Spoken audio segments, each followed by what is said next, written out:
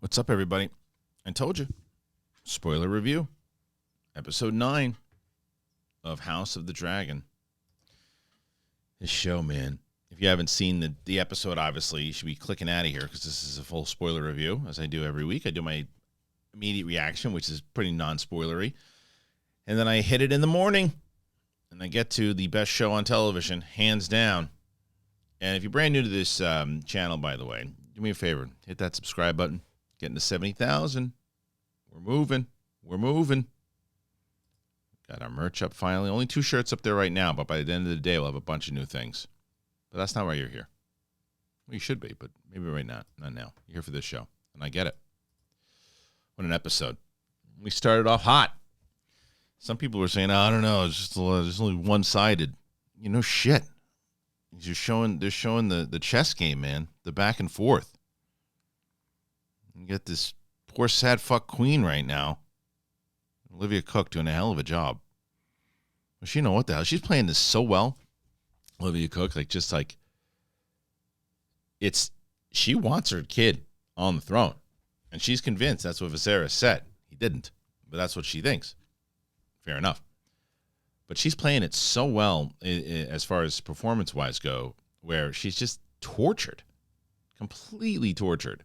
And you can see it, but she's trying to do what's right. She doesn't want to. What's hilarious, though, I mean, hilarious and tragic and pretty disturbing at the same time is this scene when you get, because again, she's just playing this so well, and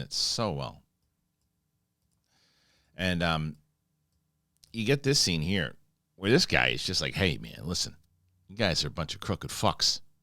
What are you talking about?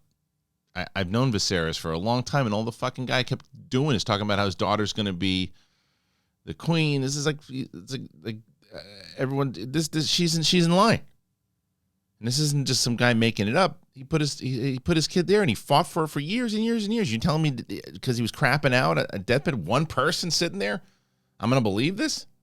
Eat shit. And no way, I ain't doing it. I ain't buying it. That's my buddy. Well, Sir Kristian right there told his buddy to shut up, put his head into a plate, and that's the end of him. But he stayed loyal. I loved that scene because he stayed loyal. And he said, nope, I ain't having it. And by the way, how do I know that you didn't kill him when he's laying there? To get that little pigeon jerk-off kid to be the king. How do I know? Now he doesn't know shit. He's part of his eggs. But nonetheless, he stood his ground, and I dug it. And that was the thing. Everybody standing their ground was eating it because Hightower is now saying, all right, we got to nip this in the bud. We got to take out Rhaenyra. We got to take out Daemon. We got to take out everybody. And that's when Alicent's like, that's not the game I want to play. We're going to tell her that Aegon is going to be king. She got to deal with it.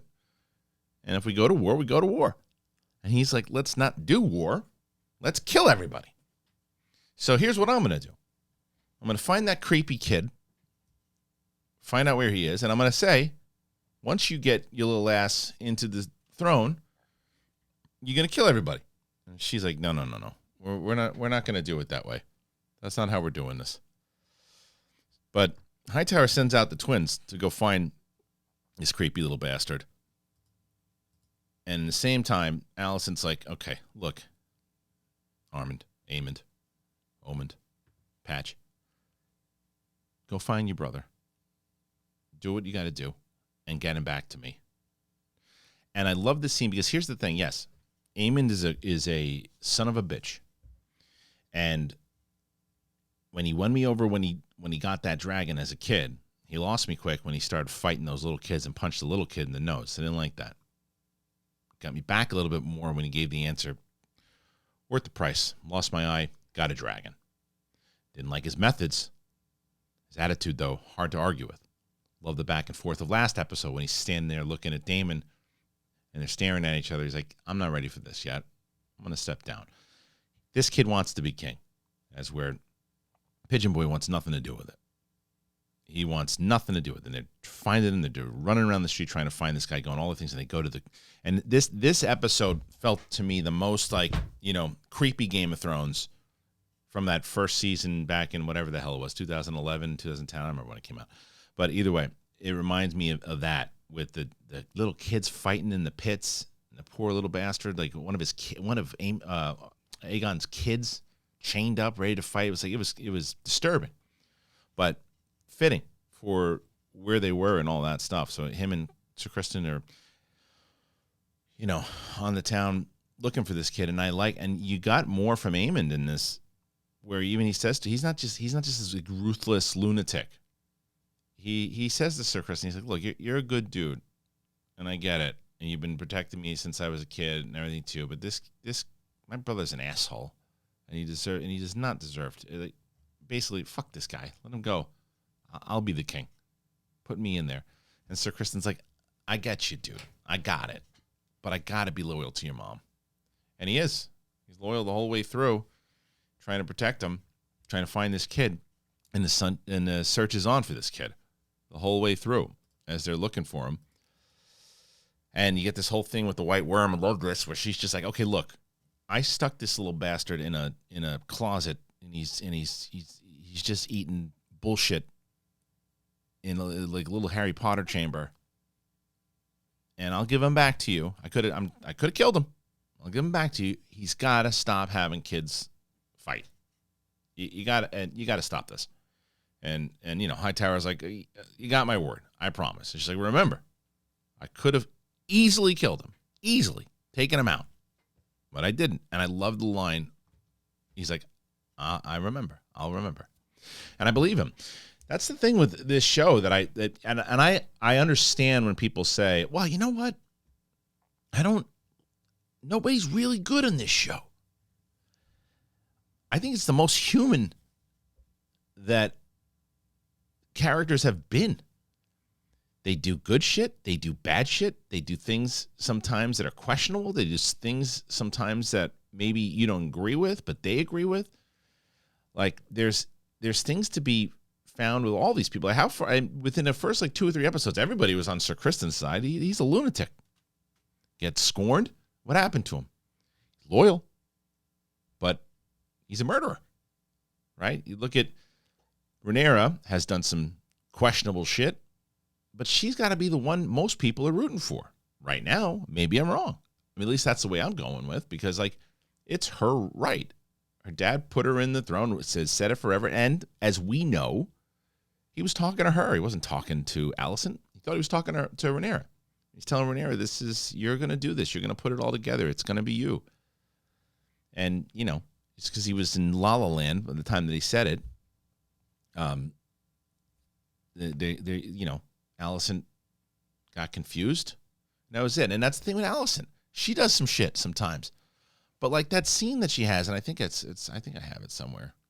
Is it? This scene is a blurry image, but whatever. She was upset about Viserys. She would. I mean, she had that great conversation with her father, where she's like, "I know what you did." And this is after she has the conversation with Rhaenys. And she's just like, "I know what you did. You used me as a chess piece the whole damn time." And he's like, "Yeah, but you didn't. What are you trying to tell me that you're not in? You're part of this game and you know what the hell you're doing. So what are we doing here? We both want this kid on the throne." And there's that great conversation. And of course, I'm not going to forget about it. We'll just get right into it. Is that creepy Sir Solaris going Tarantino style with the feet? Everybody's talking about the feet, and again, I thought some people going, was that necessary? Absolutely. This is one of those things in Game of Thrones where it's like, this guy's fucked up. And I love the shot of his gnarly foot, and then that's what he asks at night. He just wants to see her feet. It's like, ugh, creepy. But that's how she's getting the information. She's like, and it's like, it's not a sexual act, but it is. And it's that look of her, again, great performance by Olivia Cook. She's just turned to the side, this is so filthy. This guy is just jerking off about my feet, and I just need him to give me. He could have just sent me an email if they had email, but instead he's got to jerk off while looking at my feet. The fuck am I doing? And it's like this look on her face where she's like, ugh, this is what I have to do. This is how I have to. Ugh. And it was such a disturbing scene. But again, I thought Olivia Cooke really stood out in this episode, and so did but we'll talk about Rhaenys in general, because it's her episode. There's no doubt about it. But that crown, man, they finally find the creepy kid, and there's that fight between the twins, and one of the twins is like, "Nah, this is bullshit. This kid does not deserve to be king. He's a lunatic. What are we doing?" Now the brother's like, "Nah, we got to do our job." Fights Sir Kristen. Brother takes off. Eventually goes to help out Rhaenys, right? Hightower having he's to me, he's Littlefinger to me. There are people saying that Larys is Littlefinger. Larys is too crazy. He's a sinister dude, where he's just trying to do all these particular, like he'll burn things up, he'll kill people, cut off tongues, he'll do it. He's absolutely, he's more like I never remember his name. The lunatic that cut off shit, I can't remember anybody's names. Creep. Help me, you know what I'm talking about. Maybe you don't, because I've expressed that terribly. But either way, he's a lunatic. Hightower reminds me more of Littlefinger because he's been plotting since day one. And there's that great scene of, there are a lot of people who pledged allegiance to Rhaenyra here. That was 20 years ago. They're all dead. That, and then that scene where they're all like, people who are just standing up for their word going, we are not going to back down from the oath that we gave to the king. Okay, then you're dead. And they're hanging people. Loved the King's Guard, the head of the King's Guard's like, oh yeah, I taking out orders from the king, so I'm gone. At one point I thought that they hung him, and then I realized, I paused, I was like, okay, they didn't kill him. Because he's going to wind up fighting for Rhaenyra, I think, anyway. And I love that we didn't see Rhaenyra and Daemon in this one. Because they don't know shit of what's going on. They don't know anything. That's why when people are like, it's one-sided, it needed to be. To be fair, the person that said that was also like, I get it. It was the setup to what's coming, but I just wanted to see more of them. And I get it, because their performance has just been so great. You miss them when they're not there. But I thought it was relevant to the episode because they have no idea Viserys has died. They have no idea that they're being ousted. They have no idea. And there's like this quick movement. Find this kid, do the coronation, get him in there. Let's figure it out afterwards. If we're not gonna kill him, and we're not gonna do it, then we got to put this kid in power now. And there's that the great conversation between Aemond and the king, and he's like, I don't want to be the king, man. So you got no arguments from me. I don't think you should be, asshole. But I'm doing this for our mom because she asked me to, and I'm a loyal son, and I'm a good son, and I am doing what king should do. Where Aegon, whatever the fuck his name is, he's sitting there, Aegon, sitting there in the king's coach. Dad didn't want me to be. He's like Daemon, right? He's like, Dad didn't want me to be anything. And she's like, that's not true. He told me. He's like, yeah, come on. And then she even says to him, you're an imbecile. You're an asshole. Whatever she says to him at the end.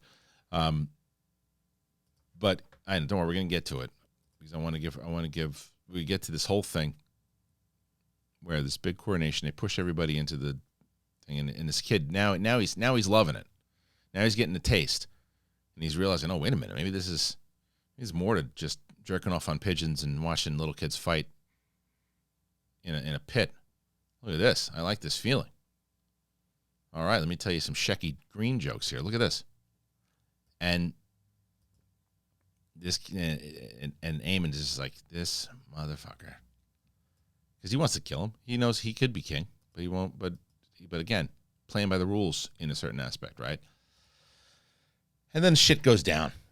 Rhaenys comes in. Now, what an episode for her, because this entire episode is she's been in King's Landing. She was there to help out, do what she was going to do. And then she's locked in the the room. She has a great moment. She's had so many great moments, and she has this great moment with Allison, and she has a couple of moments with Allison. She's like, look, you're more ruthless than I thought you were. You were smarter than I thought you were. All this. She's like, but you still, you're fooling yourself when you're saying you're playing all these rules trying to get men in power when you should be doing it yourself. You haven't thought about being on the Iron Throne? Because Allison says to her, you should have been on the throne. She said, well, why are you even thinking about you doing it? You know, instead of this, and then you're turning on your words, you're doing this. And Allison makes a bold move to try to get her on her side, which is the smart move. Allison is very smart. Raina's like, nah, come on. Yeah, I'll let you know. Twin breaks her out. She gets out, and that was I didn't think she was going to die. I knew she was going to make it out. And this is really this was, I think, her strongest episode as a character. Not as, I mean, performance-wise, the actress has been doing a great job the entire time. But I think character-wise, it was, all right, this is why I should have been queen. Let me show you what I'm going to do here. I'm going to get away. I'm going to watch this little creepy bastard get coronated, and then watch what I'm going to do. I'm going to sneak out through the cellar where nobody's looking at all. Why more people weren't doing it, I don't know. That's on them. I'm going to find my dragon, and then I'm going to come in. And if I wanted to, I'm going to power move here. All I got to do is say it. All I got to just say is Dracarys, and you guys are toast. How about that? Yeah, you should be scared. You're not, your sword's not sticking out now, isn't it, Pigeon Boy? I'm going to roast your little ass. And she looks at him. She flies away. Now, what I really liked, I don't know if you guys watched the after thing. The creators are talking about, yeah, I know people are going to have a problem with why she didn't do it. But it was one mom to another mom going, okay, look, this is where we're at. I think what it was a matter of her, because she's not the killer that these people are, right? She would have been that peaceful queen that her predecessor was, could have been. And look, Viserys was too. But Viserys, it took him a long time to make those moves. I think she would have been doing it right away. And she's going, look, I'm just letting you know. Like that. You'd be gone. Like that. So be smart. Like, I hope they bring it back where she's just like, I gave you that chance. I gave you that chance to walk away from this, and you didn't do it. Now, the argument can be made. You could have. I hope that they say it. I hope that Daemon says you could have roasted him. Why didn't you? And she has an answer for it. I hope that it comes up, because everybody's asking it. Obviously, there's tons of people asking. It could have ended the war like that. I think that they should address it because the creators obviously were aware of it and they even talked about it, or the showrunners rather. I liked the choice. I liked the choice of her flying away, going, "Get out of my way. I got out, and this ain't over. And now you know it's coming because I'm going to tell Rhaenyra." And this whole episode was just to show.